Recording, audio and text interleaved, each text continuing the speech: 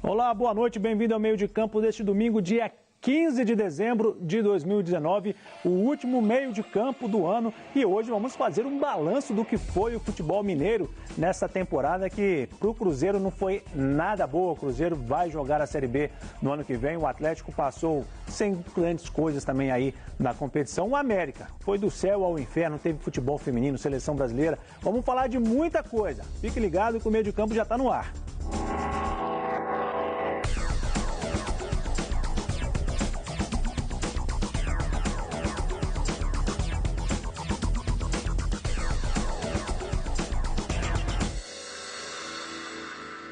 Você já sabe, você é muito importante para nos ajudar a fazer o meio de campo. Envie sua mensagem pelo Facebook, pelo Twitter, pelo YouTube, pelo WhatsApp 31993437448, 31993437448. De vez em quando aparece um QR Code aqui, você botar a câmera do celular, já abre no WhatsApp para você mandar mensagem para a gente. Enquanto você escreve, vamos conhecer os nossos convidados da noite, começando com o Guilherme Guimarães.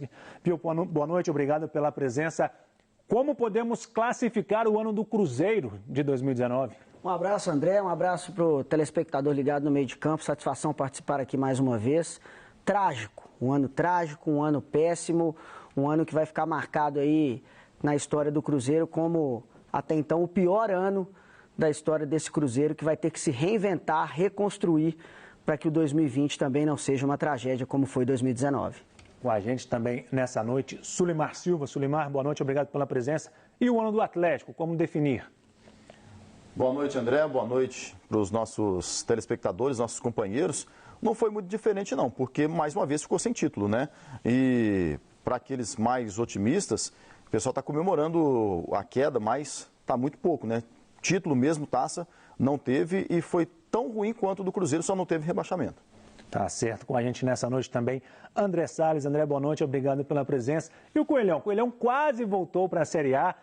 Pelo que foi a temporada, terminou bem, pelo menos. O América foi o que terminou melhor aí da capital? Pois é, boa noite, André, boa noite aí para o telespectador do Meio de Campo, uma honra estar participando mais uma vez. Acho que ficou um balanço positivo. A América começou assustando todo mundo, né? Quando estava na lanterna ali da Série B, a gente começou a temer pelo pior, mas teve uma recuperação muito boa, né, com o Felipe Conceição. E aí, por pouco, ainda não subiu. Ficou aquela frustração, mas acho que fica um caminho legal para 2020, aí quem sabe o América subir para a Série A. E fechando o nosso time da noite, Daniel Seabra. Seabra, boa noite, obrigado pela presença. 2019 foi o primeiro ano da obrigatoriedade do futebol feminino. Qual o balanço que você faz desse primeiro teste, digamos assim? Boa noite, André, boa noite a todos. Eu estava esperando o que ia sobrar para mim aqui, né? Você perguntou Cruzeiro, Atlético, América. Falei, se sobrar a seleção brasileira, eu vou embora, hein? Mas um abraço para todo mundo. Futebol feminino vem numa crescente, né? E tomara que continue assim. A gente vê muitos torneios, muitos amistosos, os nossos veículos mesmo, né? Começam a destacar bem mais o futebol feminino. Isso é legal, tem sim que valorizar e a mulher tem que ir para o campo cada vez mais, porque vale a pena, é legal mesmo. Para a gente começar, então, a nossa retrospectiva, vamos começar com aquele time que gerou mais burburinhos aí, né? O Cruzeiro nunca tinha caído no Campeonato Brasileiro. Neste ano, por vários motivos que vamos falar daqui a pouco, o Cruzeiro foi rebaixado no Brasileirão. Ano que vem vai jogar a segunda divisão. Vamos ver o que levou o Cruzeiro para esse trágico final em 2019. Um ano que começou com festa. Na comemoração do título mineiro, teve quem almejasse mais conquistas. E a gente está nessa caminhada e eu sou um otimista. Eu quero ganhar os outros títulos que vêm aí pela frente. A Libertadores e o Mundial de Clubes. Mas tudo mudou ao longo da temporada. Os resultados sumiram e o ano, que prometia ser bom, começou a ser um filme de terror. O grande marco foi a divulgação de denúncias contra a diretoria, especialmente contra a figura de Itair Machado, ex-vice-presidente de futebol. Uma matéria do Fantástico da TV Globo revelou várias irregularidades administrativas. O clube, que deu tantas alegrias em outros tempos, virou caso de polícia. Os recorrentes não pagamentos de contratações e os salários atrasados mostravam que a conta tinha chegado. São 4 títulos de âmbito nacional, 2 campeonatos brasileiros, 2 Copas do Brasil, conquistadas nessa década, sempre com o clube gastando mais do que arrecada, como já vinham sinalizando os balanços, né? E as análises feitas pelos especialistas deixavam isso bem claro. Quando a imprensa ou esses analistas, especialistas em balanço, alertavam para os problemas financeiros que se anunciavam, grande parte da torcida do Cruzeiro reagia mal, até agressivamente em alguns casos, não só pelas redes sociais, mas em outras situações. Bem, o resultado está aí. O que aconteceu no Cruzeiro, né, de alguns anos para cá, tinha que um dia acontecer o que aconteceu hoje. Não é? Foram muito temerárias as coisas que foram feitas aqui, em busca de ganhar um título, de ser bicampeão brasileiro, de ser isso, ser aquilo, não pensaram nas consequências. Isso tem um preço. E uma hora essa conta chega. E a conta chegou. Não demorou muito para a má fase chegar dentro de campo. Mano Menezes caiu depois de 3 anos de trabalho. Veio Rogério Ceni e tentou fazer mudanças, mas faltou respaldo da diretoria. Nós temos que fazer algumas mudanças. Aqui não é necessariamente tirar, afastar, nós vamos ter que fazer comportamentalmente. Talvez fazer, para alguns atletas, uma intertemporada, parar uma semana sem jogo e tentar modificar algumas coisas. O nosso amigo Rogério Ceni tinha razão em muitas coisas que ele falou. Então, e eu notei isso e a gente, como está há muitos anos, tem muita coisa errada aqui. Rogério caiu e Abel Braga assumiu para tentar salvar a equipe. No entanto, o nível técnico não apresentava melhoras. Teve invasão do centro de treinamentos depois da derrota contra o Goiás. A equipe até tentou se recuperar, mas já estava atolada. E no meio de todo este caos, havia quem ainda não contava os segundos para sair da equipe, mesmo sem entregar resultados em campo. Não, nada demais, ele só perguntou se eu tinha vontade de jogar no Corinthians. Vontade todo mundo tem de jogar no Corinthians. Corinthians, Flamengo, Cruzeiro, um time grande, Palmeiras, todo mundo tem vontade de jogar nesses times. Jogadores, dirigentes e ex-técnicos. Todos eles passam. Já o Cruzeiro fica. E mais do que nunca, a torcida será fundamental. Que o torcedor está um pouquinho chateado, magoado, mas que ele precisa entender que é o momento dele ajudar também. Ele precisa participar, ele precisa colaborar, precisa aderir, precisa vir incentivar essa geração que vai vir aí no próximo ano, para a gente ter um centenário aí com perspectiva de reagir. Se o Cruzeiro não conseguir engajar a torcida, mostrar para a torcida que está no caminho certo, fazer essa torcida gerar receita para o Cruzeiro de novo em termos de compra de material esportivo, de sócio principalmente, de ir ao estádio, pagar ingresso em preço de mercado, aí o buraco fica muito mais embaixo, a situação fica muito mais difícil de ser resolvida. Eu acho que tudo passa por um movimento da diretoria no sentido de mostrar para a torcida que está a fim de moralizar o clube, porque esse ano a mensagem foi exatamente ao contrário dessa, que provocou, além de todo esse problema financeiro, esse problema técnico que nós estamos passando. Tá aí, falando em moralizar o Cruzeiro, mas essa queda, Seabra, ela começou-se a construção dela em 2019 ou não? É algo que já vem há alguns anos e só explodiu agora? Não, isso já vem de muito tempo. Aliás, chega a ser irônico, né? A gente vê o Zezé Perrella falando sobre isso ali, né? Na reta final aí. Começou lá no Zezé, né? Se alguém lembrar aí a forma como o Zezé saiu do Cruzeiro e deixou para o Gilvan, né? O Gilvan, o primeiro ano dele foi para manter o Cruzeiro ali, ó. E depois o Gilvan também, na sequência, ajudou não, né? Elegeu essa atual diretoria. O Gilvan que está aí batendo na atual diretoria agora, é bom que a torcida se lembre disso, né? Lembre também do nome do Gilvan, porque ele elegeu essa turma que está aí. Então é bom a torcida lembrar de Zezé Perrella, de Gilvan de Pinho Tavares e lembrar, claro, dessa figura ridícula que colocaram aí na presidência do clube, né? Wagner Pires, que até agora, não sei se sabe que o Cruzeiro caiu ou não, né? Alguém precisa avisar para ele aí, porque ele não apareceu. Mas Itair Machado, Sérgio Nonato e principalmente também Ronaldo Granata, Hermínio Lemos, a turma que fica lá nos bastidores, que não quer sair de forma alguma, esses aí a torcida também precisa lembrar bem do nome deles. Essa queda dela vem de longe, ela não é de hoje, não. E como eu explicar, André, O aumento, essa política que se manteve aí, né? As dívidas do Cruzeiro, ao final do ano passado, cerca de 520 milhões. Aumentaram 35%, o Zé disse que deve chegar aí a 700 milhões. Como é que se aumenta a dívida desse tanto sem uma preocupação de ter os recursos para pagar essa dívida? Exatamente, é uma conta que não fecha, né? Gastar mais do que arrecada. O que cada balancete do Cruzeiro ia mostrando, né? Não são números tão claros ou tão públicos assim, para que os torcedores tivessem conhecimento, mas a cada momento vinha aquela informação de que o Cruzeiro não pagou um determinado jogador, e aí a gente ia descobrir que o Cruzeiro não pagava ninguém, né? Até jogadores que, valores baixos, enfim. E aí ia aparecendo problemas e a conta realmente chegou. Acho que o momento que um time que era, no início do ano, um candidato a tudo, todos os programas esportivos colocavam o Cruzeiro como favorito, até Libertadores, Brasileiro, enfim. Acho que no momento que o salário parou de cair, acho que foi, e principalmente naquele momento da denúncia, né, do programa Fantástico, acho que ali o caldo começou a entornar de vez, a crise política de fato entrou em campo. E aí o Cruzeiro, o mais preocupante eu acho que é isso, o Cruzeiro caiu principalmente fora de campo. E o Cruzeiro, que era apontado aí, né, foi o segundo melhor time da primeira fase da Libertadores, era apontado como aquele que viria ganhando tudo neste ano, terminou o Brasileiro com 7 vitórias, 15 empates e 16 derrotas. Essas derrotas e essa falta de vitórias, para você, foram os jogadores que não quiseram jogar ou não? Foram problemas extra-campo, como o André disse, que tirou a motivação dos jogadores? Um conjunto de fatores fez com que o Cruzeiro passasse por tudo que passou em 2019, André.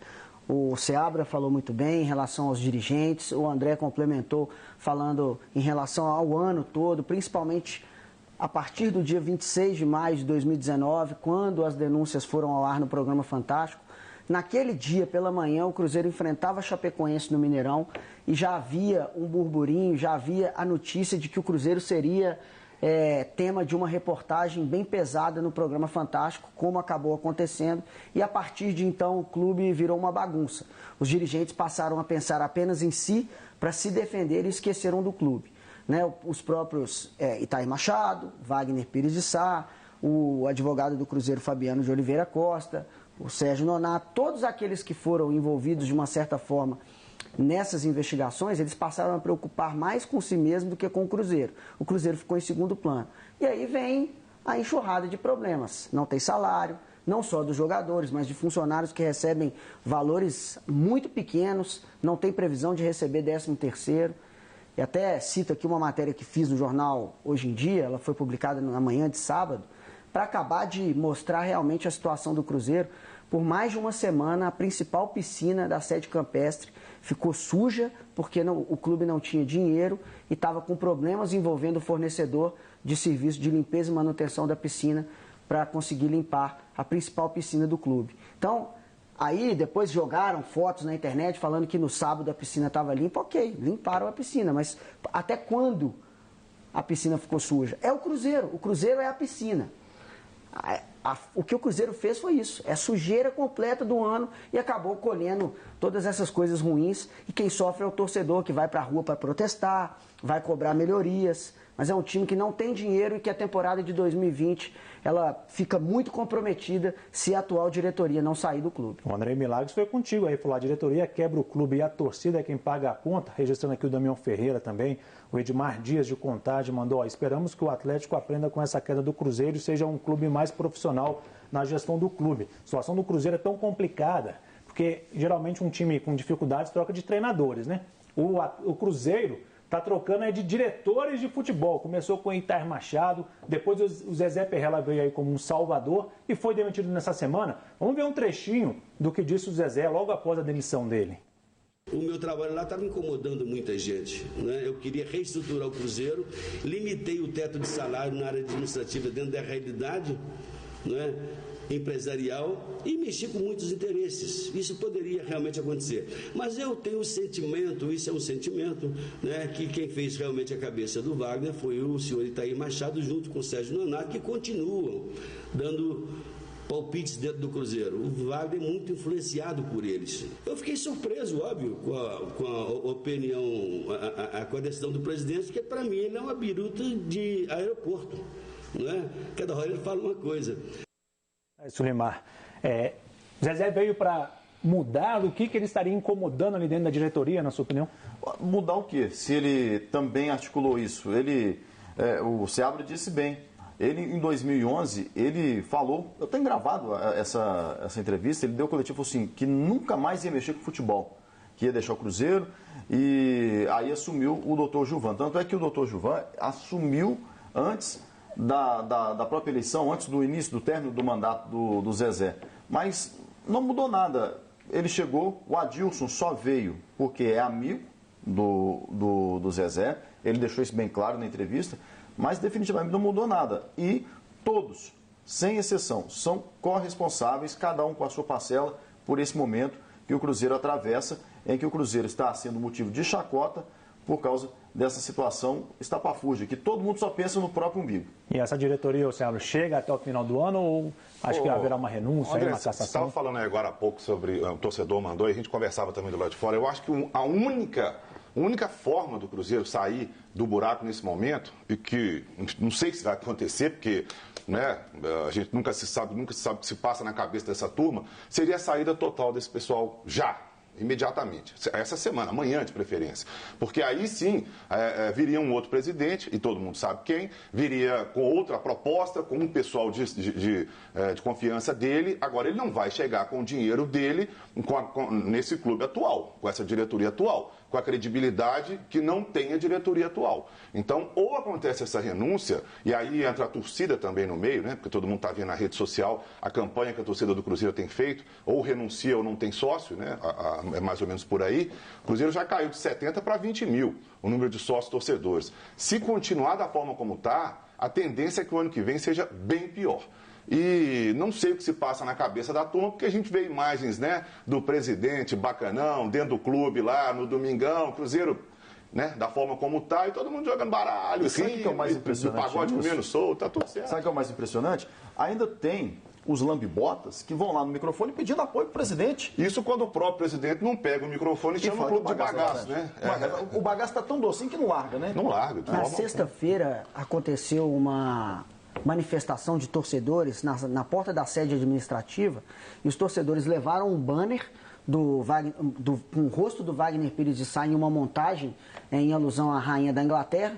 Se você não sabe, o Wagner é chamado nos bastidores por alguns dirigentes do Cruzeiro de rainha da Inglaterra, porque ele entregou o cargo, entregou as funções de presidente para outras pessoas realmente comandarem o clube. E fizeram o que eu chamei de um laranjaço, deixaram lá exposto o rosto do Wagner, o pessoal chupou a laranja e jogou a laranja no rosto do Wagner, no cartaz que estava dependurado em um portão. Para você ver o nível em que chegou a situação do Cruzeiro. Como a gente vê muito aí, que a lei do retorno ela é infalível. O Zezé, quando era presidente, o Daniel Seabra de se lembrar, e também o pessoal... Mas por que eu sou mais velho? Nós estamos andando mais tempo no planeta. O Zezé vivia sempre degladiando com o atual prefeito de Belo Horizonte. Sim. E vivia falando que o presidente à época, o Ricardo Guimarães, era a rainha da Inglaterra. Também. A lei do retorno é infalível mesmo. Aliás, isso pra gente da imprensa era sensacional, um prato cheio, né? Agora, vocês vão se lembrar agora recente também do presidente saindo da sede e alguns torcedores chegam filmando escondido e falam com ele sobre a situação do Cruzeiro, cobrando, até falar de morte de jogador, não sei o quê. E ele dá a seguinte declaração: se o Rogério Ceni não tivesse saído, a gente não estava nessa situação. O cara é o presidente do clube. Exatamente. Se o Rogério Ceni não tivesse... Quem mandou ele embora foi o Thiago Neves mesmo.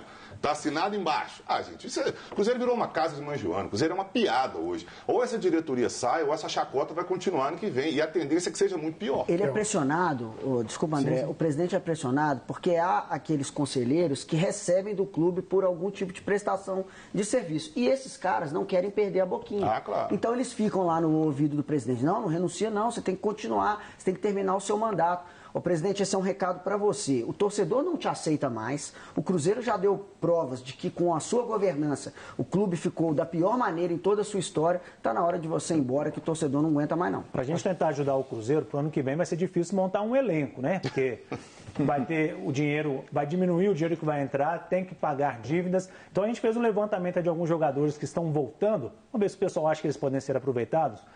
Vai voltar o zagueiro Digão, para o Fluminense. Manuel, que está no Corinthians. Marcelo Hermes na lateral, Patrick Bray também lateral. Na frente, Judivan e Renato Kaiser. Alguém pode se aproveitar daí, André?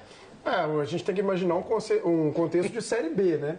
Acho que nenhum desses nomes me agrada, assim, né? Mas é claro que, por exemplo, um zagueiro Manuel jogando numa Série B, ele tem nível para jogar. Não sei se compensa pelo salário, por tudo que é envolvido. O Cruzeiro, eu acho que ele chegou num ponto, além dessa questão de diretoria, de todo mundo ter que sair, de recomeçar do zero, acho que o Cruzeiro tem que pensar nisso quando tiver algum comando e alguém para fazer essa remontagem. O Cruzeiro tem que pensar em remontar esse elenco do zero, de fato. Acho que quem puder sair, quem tiver proposta, de preferência, óbvio, sem ter que pagar parte do salário, mas quem o Cruzeiro puder liberar para tentar aí reformular esse time completamente, quem sabe até colocando mais jogadores da base mesmo.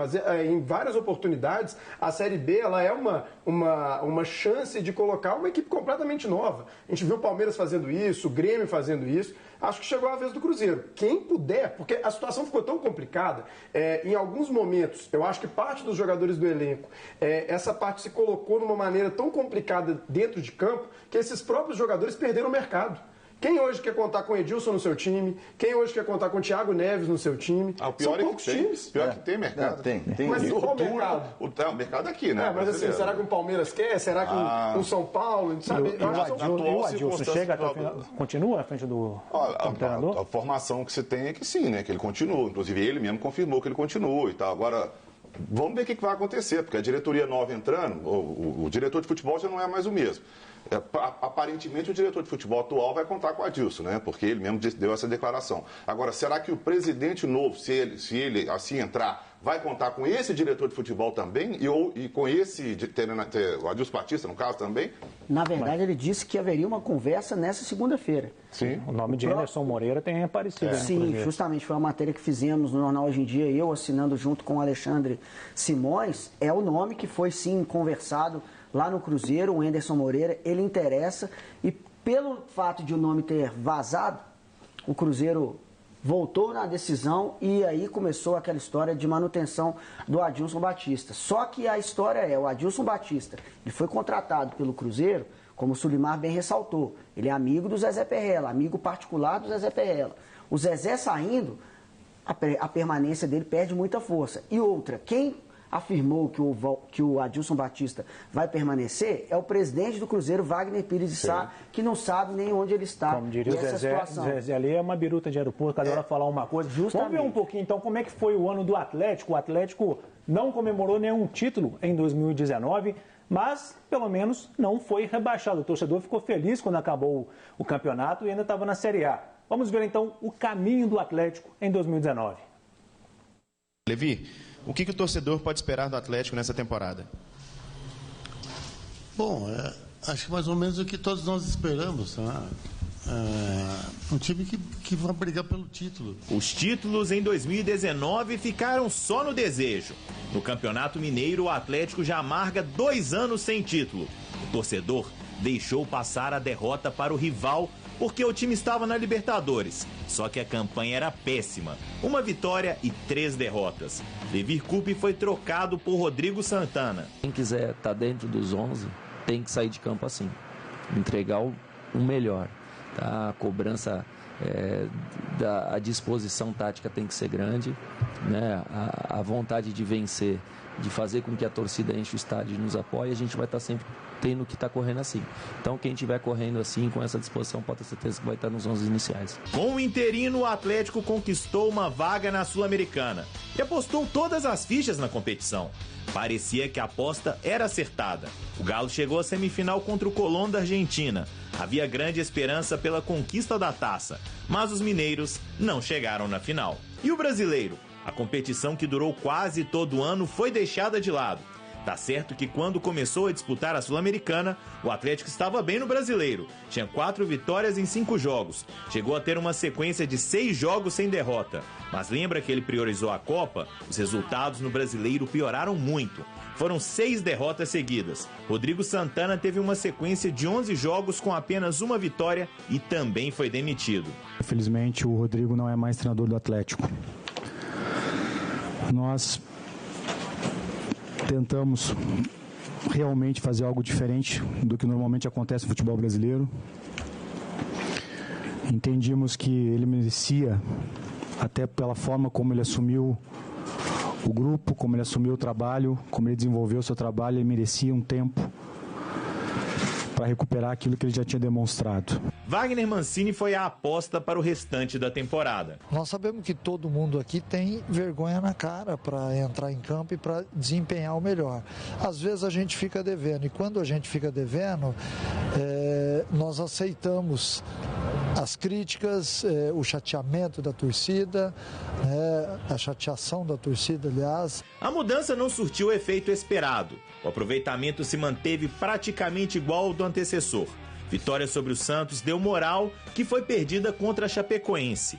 A campanha ficou marcada por episódios extracampo. Primeiro, a confusão de Casares. Eu estive com Casares, expliquei a ele de forma muito clara e transparente que um gesto que começa, como eu disse, em âmbito privado, mas que traz repercussões a ele, muito mais do que a qualquer outro elemento, a qualquer outro personagem desse processo todo, mas aos seus companheiros, a todos nós, no momento difícil que o clube vem atravessando, e ele está ciente de que todas as ações dessa magnitude, elas têm consequências, sejam internas, sejam externas. Mas nada tão condenável quanto os atos de racismo registrados no último clássico do ano. A chance de rebaixamento só acabou na penúltima rodada. E título, só a queda do maior rival. Tá, e o Atlético comemorou apenas o rebaixamento do Cruzeiro nessa ano, e o motoboy Cristiano tá mandando aqui, ó. Em 2020, o Atlético vai ter uma pressão maior por ser o único de Minas que vai representar o estado no Brasileirão 2020. Você acha, Seabra, que aumentou a pressão sobre o Atlético no ano que vem? Olha, a pressão sempre vai existir porque o Atlético é um dos grandes do Brasil, né? Assim como o Cruzeiro também tem essa pressão. Mas a queda do Cruzeiro, por incrível que pareça para o atleticano, claro que o atleticano vai comemorar, soltar foguete, assim como o Cruzeirense fez também em 2005, isso é normal do torcedor, mas para a instituição é muito ruim, porque ter 2 clubes na Série A, ou 3 até, se possível, seria até melhor que o América subisse, né? Mas o Cruzeiro está na Série B, para o Atlético isso é muito ruim, financeiramente falando, a pressão. Claro que os clubes daqui também, a gente falar que eles vão sentar na mesma mesa para pressionar alguém é piada também, porque eles não conseguem definir nenhum mando de campo do Mineirão, mas ter outro clube para se espelhar ali na Série A é muito importante. Então, para o Atlético, eu acho que vai ser complicado essa queda. Essa queda do Cruzeiro não foi boa, né? Apesar do torcedor comemorar. E eu acho que a temporada do Atlético, por mais que o torcedor tenha comemorado aí na reta final o não rebaixamento, que é para a história do Atlético desse tamanhozinho, né? Deveria não comemorar nem isso e comemorar o rebaixamento do Cruzeiro, a temporada do Atlético foi muito ruim, muito ruim. Você acha também, André, que foi ruim a temporada do Atlético pelo elenco que ele tinha? Ele poderia ter conseguido algo melhor? Acho que foi uma temporada que terminou melancólica, né? O Atlético se livrou do rebaixamento nas últimas rodadas, teve um final de campeonato realmente péssimo, perdendo para adversários. O Atlético conseguiu perder para a Chapecoense em casa, né? Conseguiu resultados aí inacreditáveis mesmo para o time que o Atlético tem. E eu acho que o torcedor atleticano, é claro, como o Seabra disse, é claro que ele vai comemorar rebaixamento do rival, né? Ele vai tem essa polarização, né, no nosso futebol. Só que o torcedor do Atlético ele tem que também cobrar o que está sendo feito no time dele, né? Acho que tem algumas contratações, ou praticamente todas as contratações que foram feitas nessa temporada, são contratações que a gente tem que questionar, né? O Lucas Hernandes, por exemplo, lateral esquerdo, veio por um valor elevado. Jogador que no final do ano, o Patrick estava jogando improvisado na lateral esquerda. Martínez, volante, para que veio? Ninguém sabe, né? Então, são algumas contratações que a gente não entende muito bem. Michael Bolt, por exemplo, um outro jogador que ficou esquecido. Giovani fez uma temporada sofrível, assim. Então, acho que o Atlético tem que melhorar demais o planejamento. E eu não sei nem se as pessoas que estavam no planejamento ao longo da temporada deveriam permanecer no clube. Os torcedores chegaram, em um certo período do ano, a fazer protesto contra o silêncio de Sete Câmara, que teria ficado muito afastado do futebol. Você viu isso como um problema, Guilherme? Você acha que o Sete Câmara deveria ter participado mais junto ao Rui Costa? O presidente sempre tem que estar atento a tudo do clube, né? O presidente, ele comanda não só o futebol, mas à instituição como um todo. Me lembro bem dessas manifestações envolvendo os torcedores do Atlético, cobrando um posicionamento do Sete Câmara. Nós mesmos, da imprensa, perguntávamos onde está o Sete Câmara, ele precisa dar uma resposta. Aí depois apareceu o Rui Costa, que também, apesar de ter chegado ao Atlético, ainda não disse a que veio, fez algumas contratações bem questionáveis. Vocês citaram aí muito bem o Lucas Hernandes. Um time não pode gastar mais de 10 milhões de reais num jogador e esse jogador ficar no banco sendo reserva de um jogador improvisado, de um atleta improvisado. Isso realmente é vergonhoso. Agora, um detalhe sobre a queda do Cruzeiro, que na minha opinião influencia diretamente na vida do Atlético, porque se não fosse a queda do Cruzeiro, em vez dos torcedores atleticanos estarem soltando foguetes e batendo palmas em frente à sede do clube, certamente eles estariam batendo panelas para cobrar que um 2020 fosse melhor, cobrar da diretoria, melhores contratações. Então acaba dando uma euforia ao torcedor que acaba escondendo as mazelas do clube. E isso é perigoso. Assim como você vai se lembrar do 6-1, né? Claro. No 6-1 também escondeu muita coisa que, né, todo mundo está vendo aí. Com certeza. Vamos ver aqui agora alguns reforços, se é que podemos dizer assim, que o Atlético vai ter na próxima temporada, voltando de empréstimo. O zagueiro Gabriel, Danilo Barcelos, lateral esquerdo, que o Atlético hoje precisa. Lucas Cândido faz a função também. Atacantes Edinho, Yuri e Capixaba. São reforços, Sulimar? Olha, o Gabriel poderia ser um jogador até pela aposentadoria do Leonardo Silva.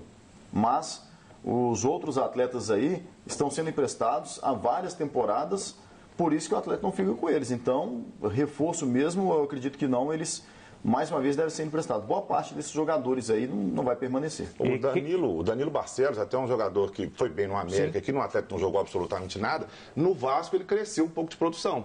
Então eu acho que ele merecia uma observação ali, assim como o Gabriel, né, que foi bem e tal. Agora o resto... E o Luxemburgo fechou com o Palmeiras, vai comandar o Palmeiras em 2020, era apontado como um possível treinador do Atlético. Quem vem agora, André? Esse é um ponto até me causa uma certa preocupação. Acho que o Atlético está, opinião mesmo, acho que o Atlético está demorando a fechar esse treinador. Eu vejo a presença do treinador como fundamental para a montagem de um elenco. O Atlético já trouxe o primeiro reforço, né, o Mailton, para a lateral direita. Acho que deveria ter um técnico já participando desse planejamento. E esse mercado, ele não está tão fácil assim. São poucos treinadores de ponta e muitos times sem técnico, né? Vi que o Santos está no mercado querendo treinador, o Atlético Paranaense está no mercado querendo treinador, Corinthians... O Palmeiras estava até hoje, verdade. O Palmeiras estava, então tá um mercado bem complicado. Acho que o Atlético tem que se apressar para definir esse treinador. Quem será? Cuca, por exemplo, é um nome? Pode ser. Acho que tem alguns treinadores aí colocados e o Atlético tem que se apressar. Me chamou a atenção isso que você falou de que o treinador tem que ser já definido. E também já tem um novo jogador, que é o Mailton. Aí, vamos supor, chega lá o técnico, o Mailton não faz uma temporada muito boa, fala assim, mas também não foi um jogador que eu pedi, é o jogador da diretoria igual teve. Mas né? é uma aposta, né? Não é diferente. E também pode acontecer também do treinador chegar lá e falar assim, quem é esse rapaz? Eu não conheço, não pedi, pode dar um jeito aí, ó. Acabou de ser contratado. Então, assim, o Rui Costa, que apareceu ali, fala bem, né? Um cara bacana e tal, bem articulado, parece até um cara legal, não conheço. Mas, sinceramente, até agora, não sei o que veio fazer em Belo Horizonte. Vamos dar nossa primeira pausa aqui no meio de campo. Próximo bloco, a gente vai falar da retrospectiva do América, que quase voltou para a primeira divisão. Tem a Copa do Brasil do ano que vem. E aí, no final do programa, nós vamos dar o resultado da promoção do concurso cultural de 5 camisas dos clubes mineiros. Fique ligado que a gente volta já já.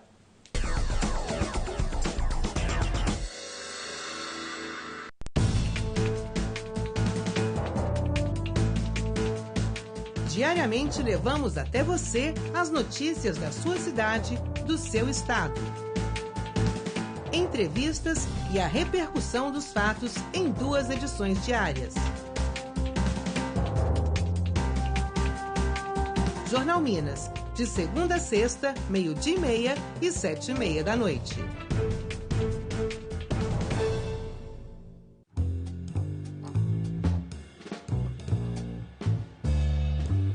Rede Minas, 35 anos, parabéns Rede Minas. Eu lembro nascendo, eu vi a carinha do neném assim chegando e eu me lembro muito claramente quando começou a ansiedade do primeiro dia, a primeira imagem, a cultura mineira entre as montanhas passou a ter um outro perfil, uma outra cara com a Rede Minas. E que ela continue cada vez mais fazendo, cada vez mais aberta e sem preconceito. Já que é aniversário da Rede Minas, chegou a hora de quê? Chegou a hora de cantar parabéns pra você nessa data querida. Parabéns pelos 35 aninhos. Salve, salve, Rede Minas.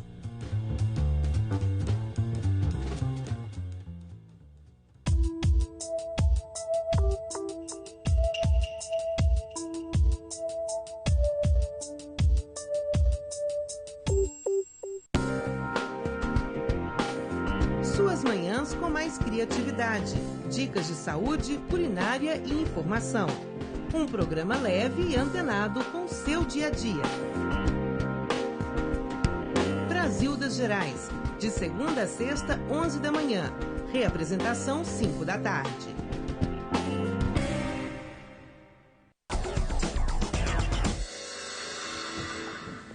Estamos de volta com o Meio de Campo, eu esperando a sua participação pelo Facebook, pelo YouTube, pelo WhatsApp 31993437448, registrando a participação aqui, ó. Bruno Diniz, o Dadalino, Rafael Abrão, Flávio Lamonier, Silviane Duarte, pessoal tudo participando do Meio de Campo. Vamos ver como é que foi o ano do América, Coelho que chegou a sonhar com Série C, depois sonhou com a Série A e terminou o ano na Série B mesmo. 2019 não foi um dos anos mais gloriosos para o América Futebol Clube. Títulos não vieram e o principal objetivo da temporada foi frustrado no último jogo.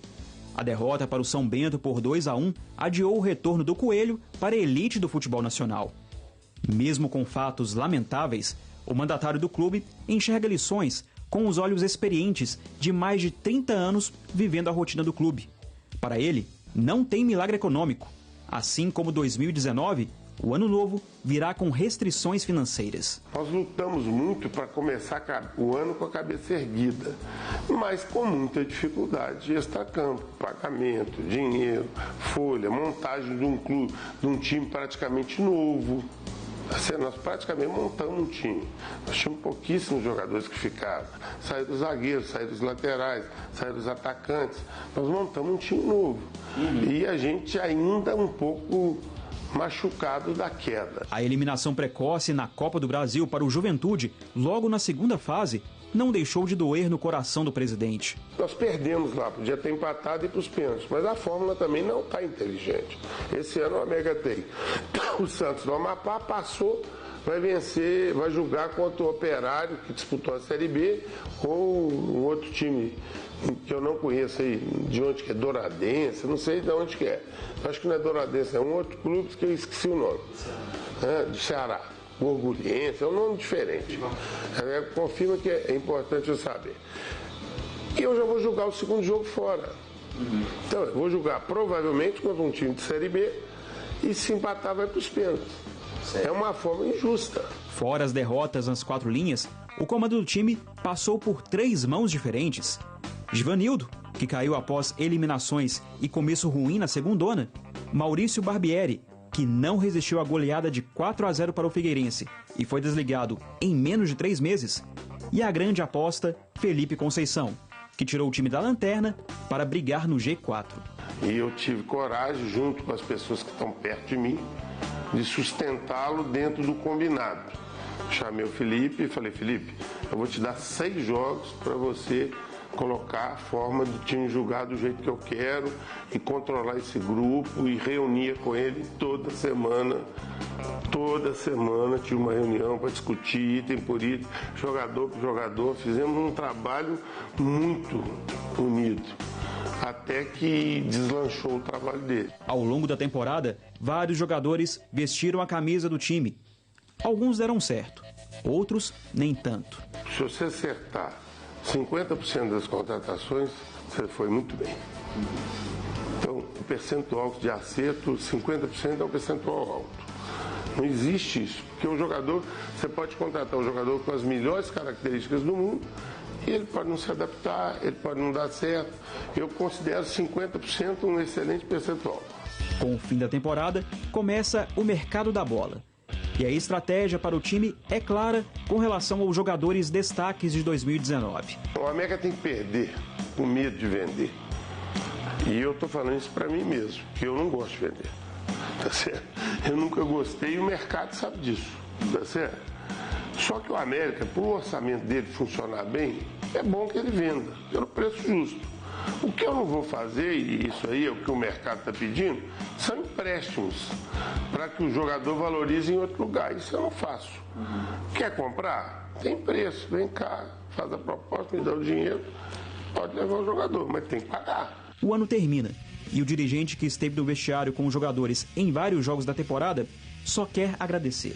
O América, como sempre, foi abraçado por Minas Gerais e a não subida do América foi uma tristeza geral das pessoas de Belo Horizonte, independentemente de serem americanos. Eu fiquei impressionado com isso. Então somos muito gratos a isso. O América é um clube viável e nós vamos trabalhar muito para trazermos alguma coisa nova para o América. Um clube empresa, uma parceria internacional, para que o América possa dar o salto que ele precisa. Tá aí, podemos dizer que 2019, ô Sulimar, o ponto ali divisor fora da curva foi Maurício Barbieri no América? Foi. O América, eu acho que precipitou um pouco nessa situação, né, nesse período aí da saída do Givanildo e né, o Felipe assumindo, com o Maurício Barbieri, que teve um trabalho tão somente aí de interino lá no Flamengo, pouco tempo, né, até dirigiu o time principal do Flamengo, mas foi isso. Mas o mais importante para o América no ano que vem, e que ele conseguiu manter esse ano, foi um pouco da base, e que o ano que vem o América não espere o término do Campeonato Paulista para poder montar o time, porque é um time no Campeonato Mineiro, aí espera o Campeonato Paulista terminar para poder montar. Então que seja mantida essa base, o Felipe tem feito esse trabalho aí também. O Salum falou aí na matéria, né, que uma dificuldade para esse ano foi que ele perdeu grande parte do time em dezembro. Mas aí não é um erro dele próprio, ô Seabra, que faz um contrato curto de uma temporada e o cara vai embora mesmo? André, mas aí eu bato palmas pro América esse ano e pro Salum também, porque é um cara abnegado, a gente sabe o tanto que ele batalha pelo América e ele tem propriedade para falar sobre o América. É complicado fazer um contrato no América, porque o cara vai querer ficar aqui ano que vem? Não sei. Então ele fecha o contrato falando, olha, você vai até o final do ano, beleza? Tem uma multa aqui, que normalmente não é uma multa muito alta. O América, a gente sabe, a saúde financeira do América não tem condição de investir dessa forma, de colocar uma multa alta e tal. De repente, do nada, o cara estoura. Você não vai esperar que o cara vá virar o herói da Série B. De repente o cara vira. E aí, como é que segura? Não tem jeito, você já fez o contrato até o final da temporada. Se o cara estourou, acabou. É uma roleta russa que o América faz. Eu acho que o América esse ano, essa questão do Barbieri, eu não sei, o América tentou pelo menos inovar. É um cara que nunca, como o Sulimar disse, um cara que nunca mostrou nada em lugar nenhum. Mas o América tentou inovar. Eu acho que o América pelo menos não foi naquela de trazer um português lá que ninguém nunca ouviu falar, né, de trazer um cara um Zé, assim, que ninguém não conhece. A entrada do Felipe, aí sim, o América acertou em cheio nessa, porque era um cara que estava ali, conhecia o elenco, botou os meninos para jogar, fez o óbvio, né, coisa que às vezes os treinadores que vêm de fora não fazem, e o América, de quase rebaixado, foi quase para a Série A. Eu acho que o trabalho do América esse ano foi muito bom e mantenha isso para a Série B no ano que vem, né? E nessa preocupação de recursos, André, o América fala que sempre que volta para a Série A, não tem aquele dinheiro que os times que já estão sempre na Série A para disputar a competição. Qual que seria a saída? Você acha que o América deveria investir mais na venda de jogadores da base? Qual é o caminho para o América ter esse dinheiro? Sempre é complicado, né? Eu acho que o lado bom, né, dessa virada de temporada 2019-2020 é que o América fecha um ano sendo o quinto colocado da Série B, né? Então já teve uma campanha de recuperação que, se a gente for tirar, né, é que não dá para tirar no campeonato, mas se a gente for tirar o que foi feito no início da competição, a América fez um campeonato de acesso, de chegar à Série A, né? Teve uma recuperação impressionante. Então fica aquele lado bom. Acho que o América, conseguindo manter uma boa parte do elenco, e aí não me parece tão difícil assim, porque já era o elenco que estava ali disputando a Série B, não vejo ninguém tão valorizado assim, e se perder uma peça ou outra, acho que dá para reforçar. A América vem com um caminho bom para fazer uma Série B boa em 2020 e quem sabe aí sim voltar para a Série A em 2021. Tá certo. Vamos falar um pouquinho então de 2020, agora vislumbrando o ano que vem. Foram definidos os confrontos dos mineiros na Copa do Brasil. Vamos ver os adversários, são 4 mineiros na competição. O Cruzeiro vai jogar contra o São Raimundo de Roraima, o Boa Esporte pega o Vilheinense de Rondônia, O Atlético pega o Campinense e o América pega o Santos do Amapá. Vale lembrar que na competição, nessa primeira fase, os times visitantes jogam pelo empate e se avançarem os 4 mineiros, Cruzeiro e Boa se enfrentam na próxima fase. Só que no ano passado eram 7 representantes de Minas. Esse ano foram apenas 4. O futebol de Minas está em decadência? É sempre ruim, né? A gente sempre cobra aqui mais investimentos, principalmente do futebol de base. Mas aí a gente faz o comparativo. Olha a dificuldade que os grandes clubes do Brasil estão passando, né? O próprio Cruzeiro aí que caiu para a Série B e vai ter uma redução drástica de arrecadação, de receitas. Outros tantos clubes também que já num passado recente tiveram um passado de glória. O próprio São Paulo, que vendeu os seus ativos da base aí, mas ainda passa por dificuldade. Se está difícil para quem sempre teve uma facilidade, imagina para quem está tentando se reerguer. É lógico que é muito ruim.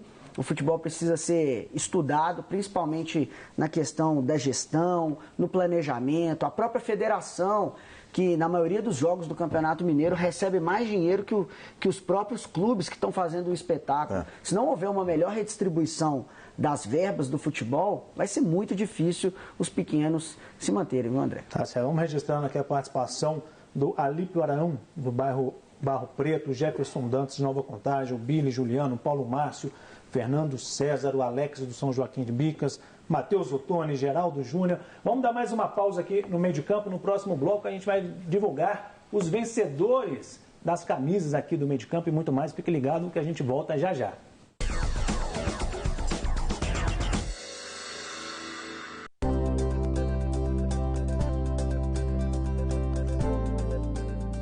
Séries e reportagens. Um profundo olhar sobre temas do cotidiano de Minas Gerais.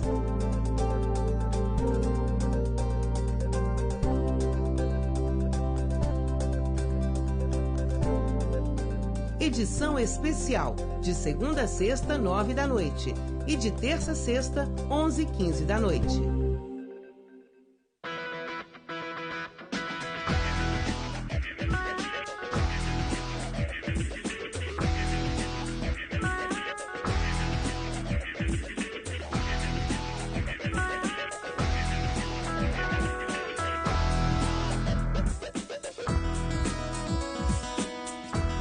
Beijo, Belo Horizonte.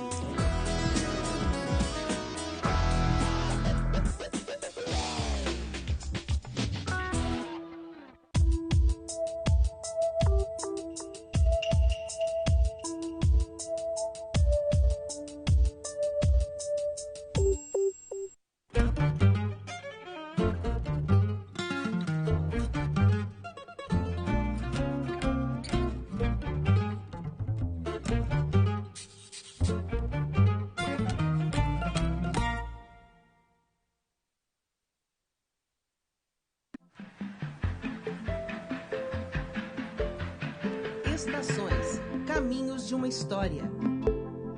Você só valoriza a história se você conhece. Para preservar, você tem que conhecer. Toda a grande BH era atendida com trem de passageiros por essa malha. Sem o trem, nós não teríamos Minas do jeito que a gente tem hoje. Estações, terça, 8h30 da noite. Reapresentação, segunda, 11h30 da noite.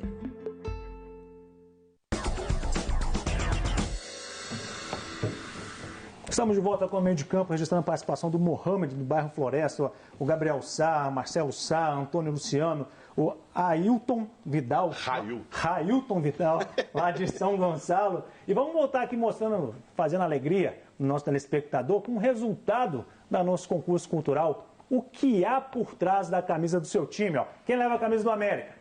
Fábio Rangel Matos Jardim. Ele escreveu, por trás da camisa do América, a luta, vitórias e decepções, mas acima de tudo, um amor que não tem como descrever, que passa de avô para pai, para filho, e mesmo que não seja para muitos, é avassalador ao ponto de nunca abandonar. Mesmo nos momentos mais difíceis, são poucos que são cada vez mais. Então ele vai levar essa camisa aqui do América, a camisa do Atlético. A camisa do Atlético vai para o Fernando. Ele não mandou o sobrenome dele não, mas está aqui a camisa. Nós vamos mandar para o Fernando, que ele escreveu a seguinte frase: Por trás da camisa do meu time há uma enorme torcida apaixonada, um clube com uma história linda que orgulha cada um de seus amantes e transforma a vida de cada atleticano pelo amor ao Galo. E aí, agora a camisa do Coimbra, time lá de Contagem. Quem vai levar a camisa do Coimbra? Coloca pra gente aí a frase dele, do Felipe Soares Rios. Por trás da camisa do meu Coimbra do coração tem um amor pela minha cidade, as cores das abóboras que são a história da minha cidade. Então o Felipe leva a camisa do Coimbra. A camisa do Cruzeiro. A camisa do Cruzeiro vai para um torcedor que tem uma frase curtinha dele, mas é bem significativa. É o José Ferreira da Silva Filho escreveu lá: milhões de torcedores numa paixão fora de série. E a camisa do Vila Nova de Nova Lima vai para Luísa Rocha, que escreveu: por trás da minha camisa há um leão que por vezes pode parecer fraco, mas que reina no meu coração. Os torcedores, então nós vamos entrar em contato com os 5 telespectadores para que eles possam vir buscar essa camisa no final de ano. E agradeço mais uma vez Atlético, Cruzeiro, a Loja do América, o Coimbra e ao Vila Nova por ter dado esse presente para os nossos telespectadores. Vamos ver agora há pouco, a seleção brasileira feminina fez seu último jogo no ano, venceu o México por 4-0. Vamos ver os gols dessa vitória da equipe de Pia Sanhag. O Brasil abriu o placar com a Cristiane, a Debinha fez o segundo gol, depois a Cristiane fez 3-0 para o Brasil e a Vicky Albuquerque fechou o placar. Brasil 4, México 0. No meio da semana o Brasil já tinha vencido o México por 6-0. Qual é o impacto, Pio, que essa Pia Sanhag já trouxe para a seleção feminina brasileira?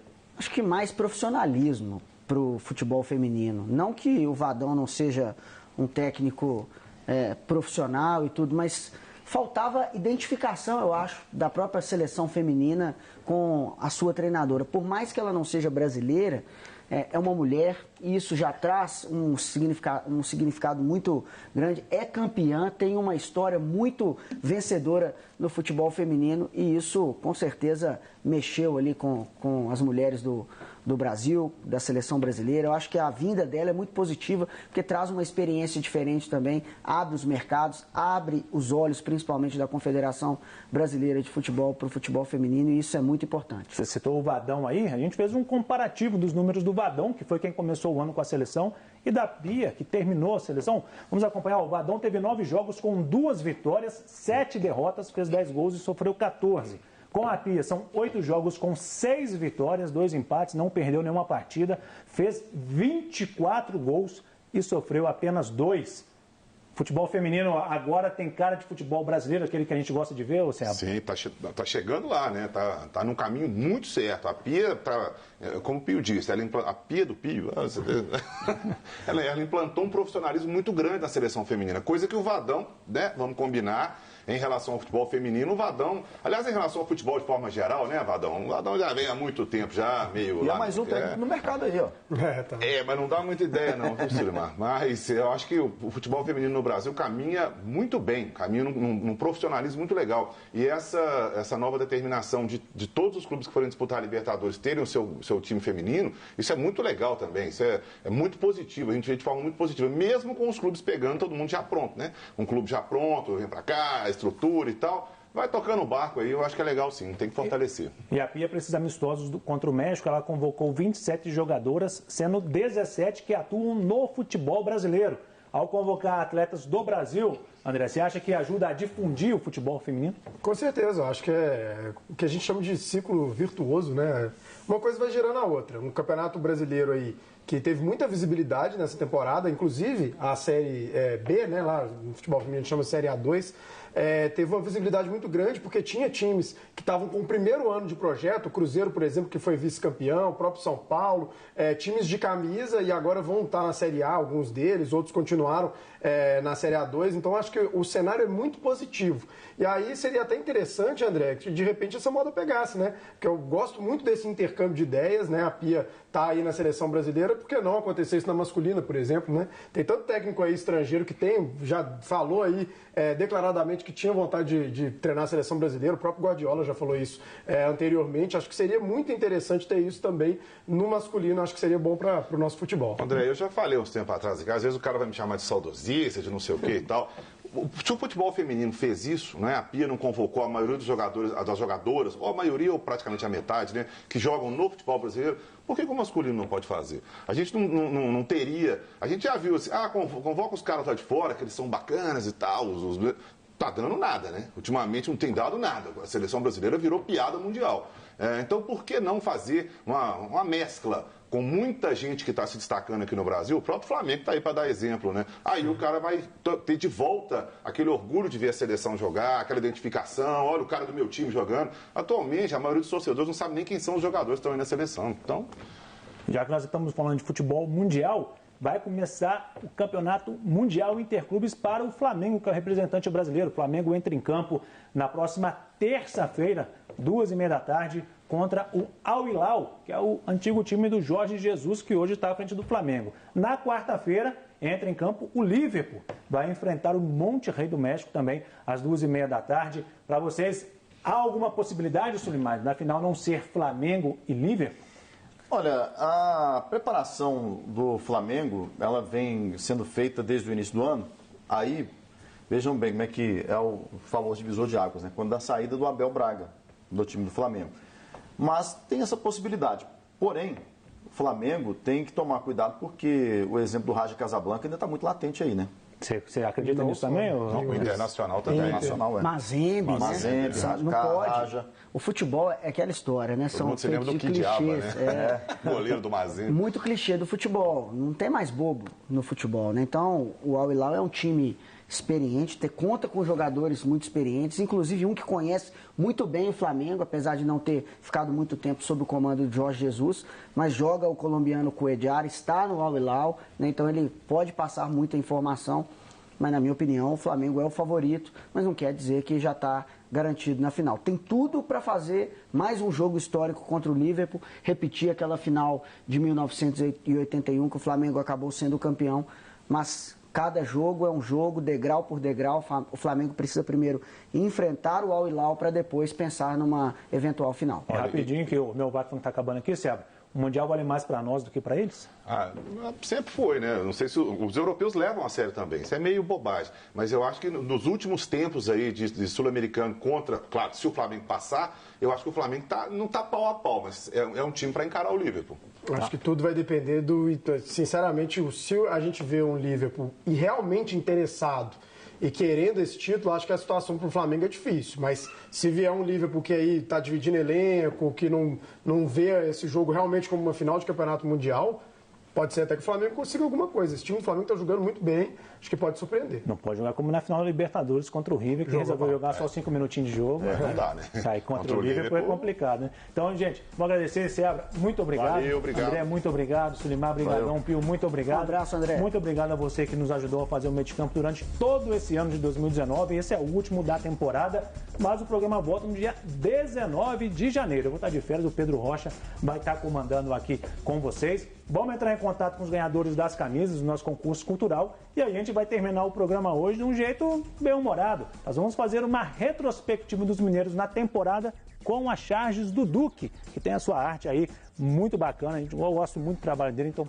fiz questão de terminar o ano com o trabalho do Duque. Uma boa noite para você e até a próxima.